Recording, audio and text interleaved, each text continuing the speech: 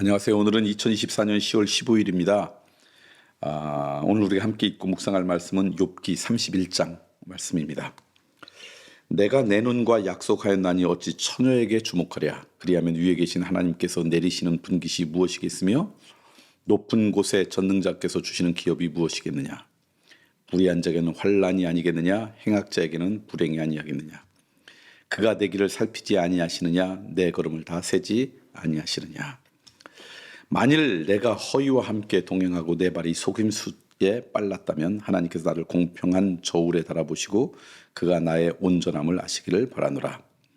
만일 내 걸음이 길에서 떠났거나 내 마음이 내 눈을 따랐거나 내 손에 더러운 것이 묻었다면 내가 심은 것을 타인이 먹으며 나의 소출이 뿌리째 뽑히기를 바라노라. 만일 내 마음이 여인에게 유혹되어 이웃의 문을 엿보아 문에서 숨어 기다렸다면 내 아내가 타인의 맷돌을 돌리며 타인과 더불어 동침하기를 바라노라. 그것은 참으로 음란한 일이니 재판에 회부할 죄악이요 멸망하도록 사르는 불이니 나의 모든 소출을 뿌리째 뽑기를 바라노라. 만일 남종이나 여종이 나와 더불어 쟁론할 때 내가 그의 권리를 저버렸다면 하나님이 일어나실 때 내가 어떻게 하겠느냐. 하나님이 심판하실 때 내가 무엇이라 대답하겠느냐. 나를 태 속에 만드신 이가 그도 만들지 아니하셨느냐. 우리를 뱃속에 지으신 이가 한 분이 아니시냐. 내가 언제 가난한 자의 소원을 막았거나 과부의 눈으로 하여금 실망하게 하였던가. 나만 혼자 내 떡덩이를 먹고 고아에게 그 조각을 먹이지 아니하였던가. 실상은 내가 젊었을 때부터 고아 기르기를 그의 아비처럼 하였으며 내가 어렸을 때부터 과부를 인도하였노라.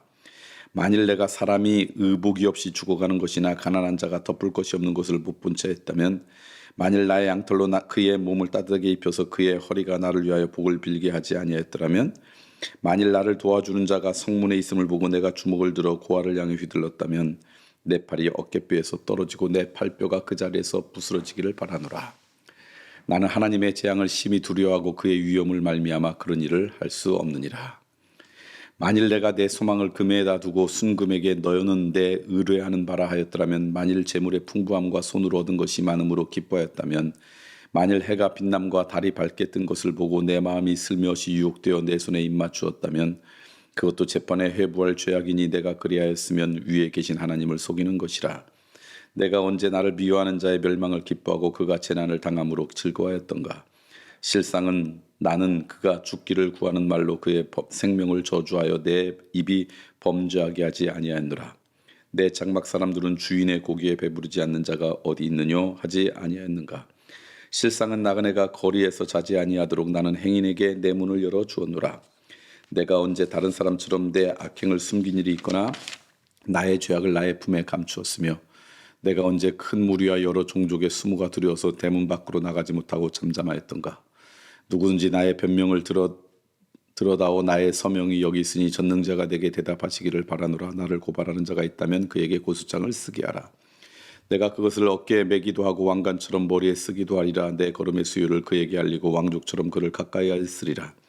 만일 내 밭이 나를 향하여 부르짖고 밭이랑이 함께 울었다면 만일 내가 값을 내지 않고 그 소출을 먹고 그 소유주가 생명을 잃게 했다면 밀 대신에 가시나무가 나보고 보리 대신에 독보리가 나는 것이 마땅하니라 하고 욥의 말이 그치니라. 오늘 말씀은 욥이 그의 삶을 안타깝게 여기면서 고백하는 그 마지막 말씀이 오늘 31장 말씀입니다. 그런데 그 욥의 말씀 가운데 우리가 한 번쯤 생각해 봐야 될 귀한 말씀이 있는데 그 중에 하나가 욥이 이렇게 고백합니다. 내 길을 살피지 아니하시느냐. 내 걸음을 다 세지 아니하시느냐. 이게 욥의 믿음이죠.